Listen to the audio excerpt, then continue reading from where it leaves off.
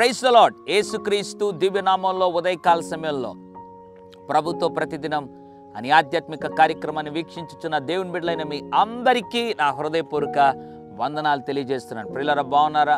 మనలో చాలామందికి ఉన్నటువంటి ఒక చెడ్డ లక్షణం ఏంటంటే వాక్యము బాగా వింటాం, అయితే వచ్చిన తర్వాత వాక్యాన్ని మర్చిపోయే వారంగా ఉంటాం. కేవలం వినేవారుగా ఉంటాం మాత్రమే కానీ గ్రహించి వాక్యానుసారంగా జీవించే వారంగా ఉండం. అయితే ఇది చాలా ప్రమాదకరం.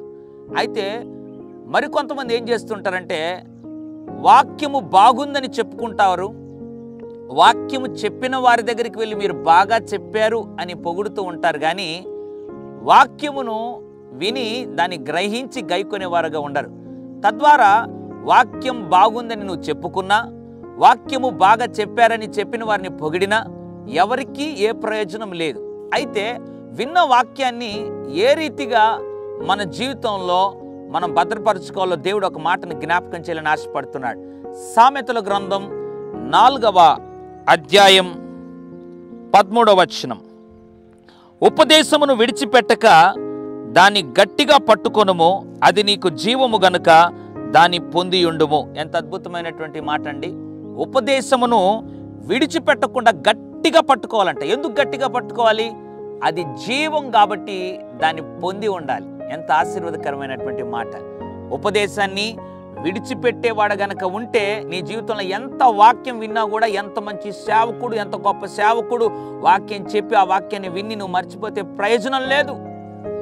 ఎంత గొప్ప వాక్యం విన్నా కూడా నీ జీవితంలో అది కార్యం జరిగించదు. అయితే విడిచిపెట్టకుండా గట్టిగా పట్టుకోగలిగితే అది నీకు జీవం కాబట్టి దాన్ని నువ్వు పొంది ఉండగలిగితే నీ జీవితంలో గొప్ప ఆశీర్వాదాన్ని చూస్తావు. కాబట్టి ఉపదేశం విడిచిపెట్టకుండా గట్టిగా పట్టుకొని, ఇక మీదట విన్న వాక్యాన్ని ఈ చెవులు విని ఈ చెవులు విడిచిపెట్టకుండా గట్టిగా పట్టుకోగలిగితే అది ఖచ్చితంగా నిన్ను జీవ మార్గములో నడిపిస్తుంది, నీ జీవితాన్ని శాంతింపజేస్తుంది. పరిశుద్ధుడా, ప్రేమగల తండ్రి, నీకు వందనాలు.